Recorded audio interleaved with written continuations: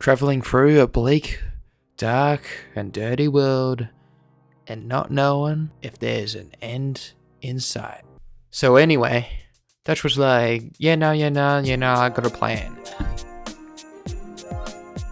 And that plan involved going on a romantic trip in the snow, in the cold.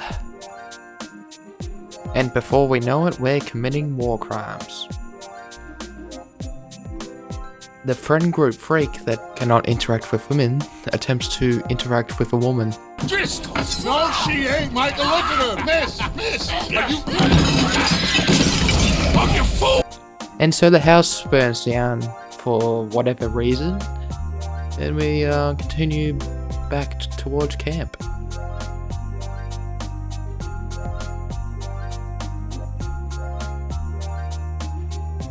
When we got back, Micah makes a comment that not even I could come up with.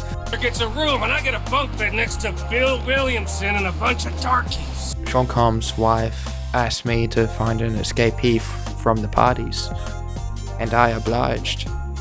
When we found him with all these scratch-looking marks that were probably from dogs, but weren't actually from dogs, but in reality, it was caused by Diddy's whip.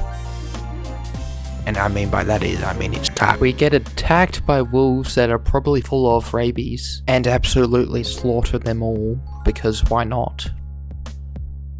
Fenrir decided he wasn't quite ready to give up, but I finished him off real quickly. I approached our token minority to ask him about how the tacos are going. He did not answer. Micah had received a figuratively sexist joke, and then proceeded to figuratively douse the big girl in gasoline and set him ablaze. Stop it! Now! Dutch and Arthur are sent out to scout out for baddies, but instead they come into contact with a violent gang of Eshays.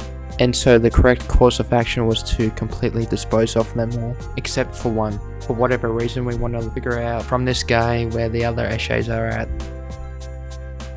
We present our new friend to PDD, Dutch, and he gives our new friend the talk, i.e. don't touch his baby oil, his food, and drink. The next day, Queso asked me to get him some McDonald's. Queso was like, "Oi mate, can I see McDonald's?" And I said, "No mate, I'll get you some game." And he was like, "Fair enough." And so we make like a sneaky stepdad, and we take them from behind and miss 7 shots. And after this, Jeffrey Epstein, Dutch, decides for us to go and rob a train full of wealth. The silly bugger did not connect the wire to the explosives properly, and it did not detonate. And we had to put our big boy pants on and jump on the train because of that little silly bugger. We fight through the guards of the train like we are high on meth, and masturbating at the same time. After we stop the train, we blow up the entry of the armoured car. And that of course rhymes with drug. After we extract the little buggers, we enter the train and find all the riches within. After when I exited the train, Dutch said, "Either you cap these fools or send them back on the train. Your choice, bucko." And like the good Christian that I am, I sent them back on the train, headed to the port, to go on the boat that is headed to Epstein's Island.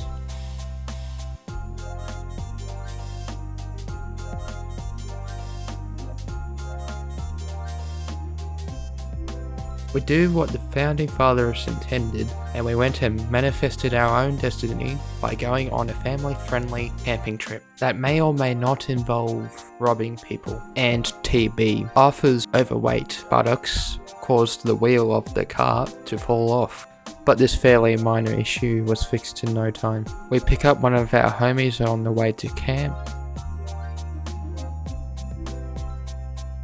When we got back to camp, Dutch said, "Yada yada, I got a plan." He always says that. I ignore him to look at the scenery. And then we proceed to wake up our uncle to go shopping. I had an uncle once. He liked to hide things a lot. Horses in the front, ladies in the back. I'm riding down all the way to Valentine. Ain't told me nothing. They told me nothing. After that beautiful singing, we spot a man in distress. He said he lost his horse, and he asked us to go get it for him. What a lazy bastard. We continue on our way to town. Arthur Morgan is not a fan of harassment, so he threatens the guy with force.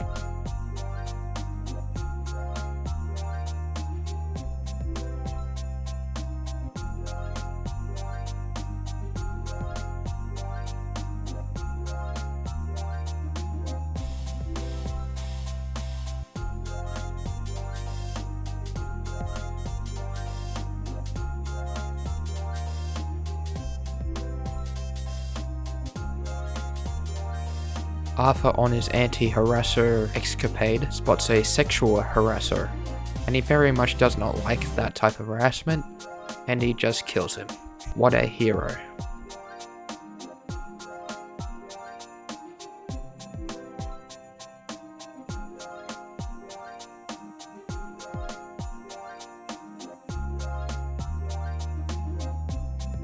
A drunk man comes up to me and asks if I was in Blackwater, which is in reality not a real place. And then he speeds off on his horse, and Arthur does not like drunk drivers, so he goes after him. And the fool tumbles off his horse and hangs off the cliff. Arthur, the good man he is, pulls him up, and as a reward, he gets given a pen. How nice. Arthur heads to the bar to wash away the sorrows of the day. But then a bar fight ensues, because of course it does. And then you fight the final boss of the game. The big girl wails on me, but I win in the end.